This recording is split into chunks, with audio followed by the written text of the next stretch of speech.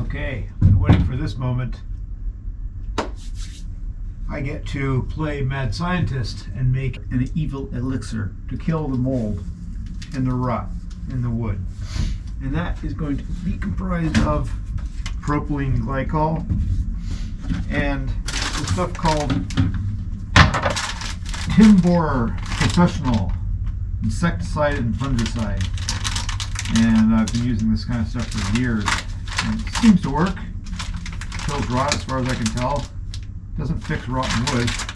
I'm going to make about a half a gallon of this stuff. So I'm going to start there. Put some water in the thing.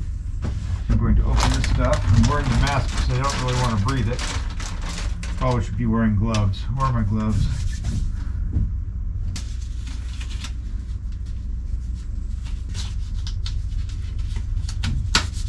Now, open it up. Going for about half of this, so.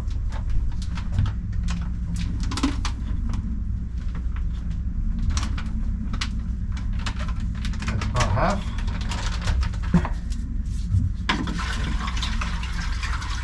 And then we're going to add a very unscientific amount of propylene glycol. This will help it penetrate. It also makes it pretty.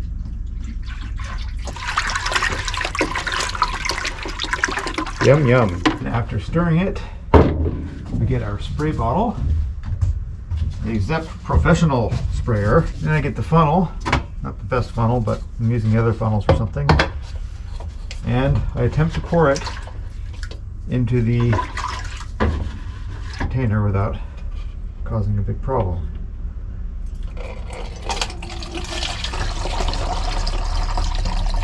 Then start the sprayer and go find some rot to spray it on. Just go around spraying things. Just enough so it can soak in. That's why if you do it when the wood is totally wet, it doesn't soak in. But if it's slightly damp, it gets drawn in. So that's what we're doing. We're just spraying this around where there might be savable wood to try to stem the tide of rot. I'm looking at this now and I'm thinking, oh my god. So I sprayed this stuff yesterday just to try to kill any fungus stuff that was on the outside. And as I was over there, I was over here spraying over that way. This big puff of spores came out. That was kind of gross. Very interesting. But this is obviously not good wood.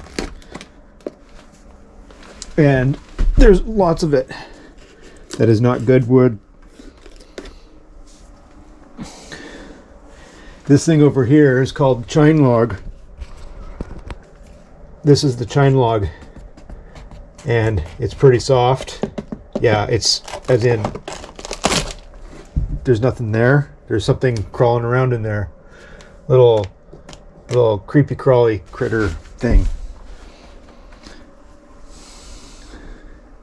And so I'll show you where the chine log is on the outside of the boat, and you'll understand how structural of a thing it is. Yeah, so then I go over to the other side, thinking that this stuff is in better shape. Well, I got this bed thing open yesterday, and as you can see, it's not much better. In fact, it's actually worse. This is the stuff that gives me nightmares.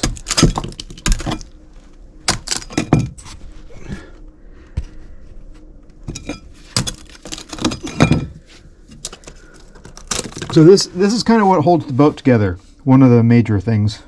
It's a very important frame member. It ties the vertical frames, these guys, to the horizontal frames and creates a structure. And if it's not strong, then the Coast Guard gets a neat little call. Help, help, we're breaking up. She's going down. Yes, that's the sound that they would be hearing over the radio.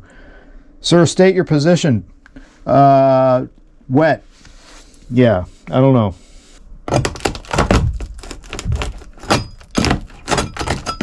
Yeah, if I take... this thing is so far from being in the water, it's not even funny.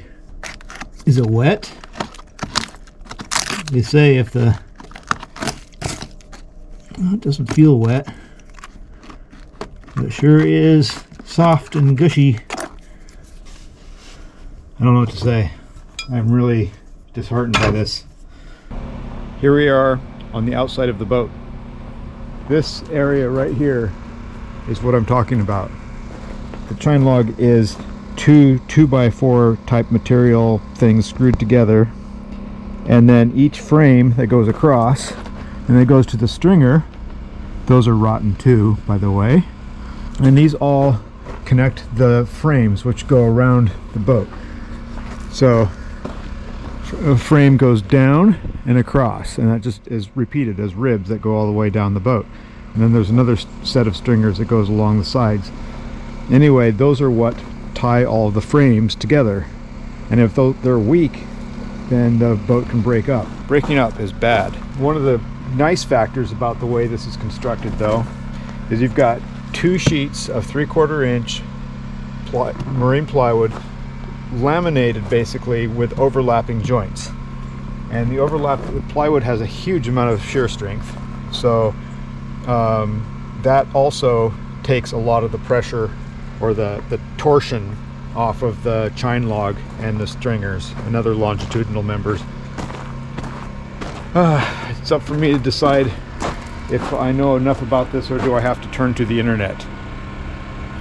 I might have to turn to the internet and ask some people's opinions on whether this boat is worth continuing to work on, or am I going to replace the entire thing? If I'm going to replace the entire thing, boy, I can think of some other things I'd rather be doing with my time. Building a boat from scratch might be preferable, because half the battle with this one, or more than half the battle, is removing the rot and identifying the weak parts. And after you're all said and done, you can't keep taking stuff apart or the thing will literally collapse. Anyway, I'm going to go back down there and play some more with that fun rotten stuff. I have removed the flooring. I'm going to put it back after I clean all this up and spray it with that stuff. Look at this. This is particularly fun, huh? I wonder if I should replace this one. What do you guys think? Should I start a poll or something?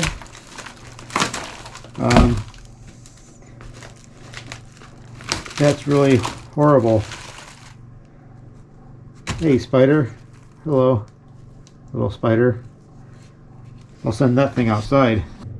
It's nice to have a hole in the boat to drop things out of. Very convenient. I'm wearing a mask. I'm not worried about viruses at the moment. It's more like getting a fungal lung infection. That does not sound fun. No, it doesn't. Arcturus.